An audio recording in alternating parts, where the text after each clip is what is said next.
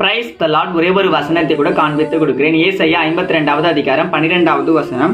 கர்த்தர் உங்கள் முன்னே போவார், இஸ்ரவேலின் தேவன் உங்கள் பிறகே உங்களை காக்கிறவராய் இருப்பார். இன்னைக்கு ஆண்டவர் நம்மளை பார்த்து சொல்றாருங்க, மகனே மகளே, நான் முன்னாடி போறேன், நீ எதை குறித்துமே பயப்படாதன்னு சொல்லி இன்னைக்கு ஆண்டவர் நம்மளை பார்த்து சொல்றாருங்க.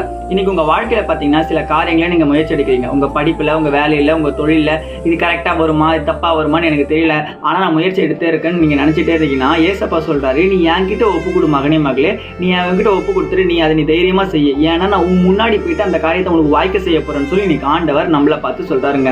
இந்த வசனத்துல சொல்லப்பட்டிருக்கு, இஸ்ரவேலின் கர்த்தர் நம்மளை பாதுகாத்துக் கொள்றாராமா. ஆண்டவர் நம்மளை பாதுகாத்துக் கொள்றாரு. ஏன் தெரியுங்களா? அந்த காரியம் நம்ம வாய்க்க செய்யற வரைக்கும் நம்ம கூட இருந்து ஆண்டவர் நம்மளை வழி நடத்துறாராமா. இன்னைக்கு உங்க வாழ்க்கையில பாத்தீங்கன்னா நீங்க எதிர்பார்த்து ரொம்ப நாளா காத்துனது பாத்தீங்கன்னா அந்த காரியம் அது உங்க வாழ்க்கையில வாய்க்க செய்ய போற ஆண்டவர். விசுவாசத்தோட இருங்க, சீக்கிரமா இந்த மாதத்துல நீங்க பெற்றுக்கொள்ள போறீங்க. விசுவாசிக்கிறீங்கன்னா ஒரு ஆமீன் போட்டுக்கோங்க. இதே போல வாழ்க்கையில வசனங்கள் தகவலுக்கு ஃபாலோ பண்ணிக்கோங்க.